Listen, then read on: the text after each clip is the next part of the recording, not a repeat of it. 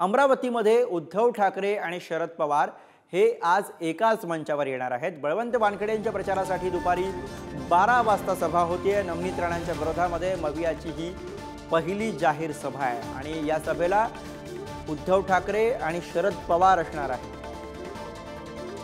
शरद पवार आणि उद्धव ठाकरे यांची एकाच मंचावरती ही सभा होतीये।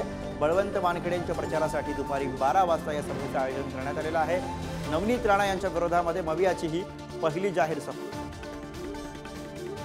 आणि याविषयीचे अधिक अपडेट्स घेऊया। चेतन सावंत आपल्या सोबत आहे। चेतन, आज अमरावतीमध्ये पवार आणि ठाकरे एकाच मंचावरती आणि त्यातूनही नवनीत राणा यांच्या विरोधातली महाविकास आघाडीची पहिली सभा। महाराष्ट्राच्या दृष्टीने आज खरं तर महत्त्वाचा दिवस पाहिला जातोय। एक म्हणजे उद्धव ठाकरे यांचा मराठवाडा विदर्भ दौरा असेल, तर दुसरीकडे शरद पवार हे देखील आज उद्धव ठाकरे यांच्यासोबत एकाच व्यासपीठावर आपल्याला पाहायला मिळणार आहे।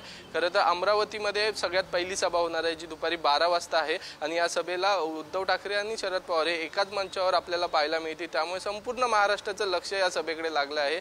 या ठिकाणी आपण पाहिलं असेल, नवनीत राणा या विद्यमान खासदार होत्या, माजी खासदार होत्या, यांना शरद पवार यांनी बिनशर्त पाठिंबा दिला होता गेल्या लोकसभेला। मात्र यावेळी नवनीत राणा यांनी भाजपमध्ये प्रवेश करून आता त्या भाजपच्या उमेदवार आहेत, त्यामुळे त्यांच्या विरोधात असणाऱ्या काँग्रेसचे बळवंत वानखेडे यांच्या समर्थनार्थ, यांच्या प्रचारार्थ आज उद्धव ठाकरे आणि शरद पवार स्वतः अमरावतीमध्ये आपल्याला पाहायला मिळणार आहे। नेमकं अमरावतीतून भाजपच्या उमेदवारावर भाजपवर कशा प्रकारे टीका करतायत हे पाहणं देखील तितकंच महत्त्वाचं आहे गुरु। तर दुसरीकडे आज हिंगणघाट वर्धा लोकसभा मतदारसंघात देखील आज हिंगणघाट इथे देखील सभा होणार आहे आणि इथे हिंगणघाटमधील जे उमेदवार आहेत, वर्धा लोकसभा मतदारसंघातील उमेदवार आहे अमर काळे, हे देखील राष्ट्रवादी काँग्रेस पार्टी शरद पवार गट या पक्षाचे उमेदवार आहे।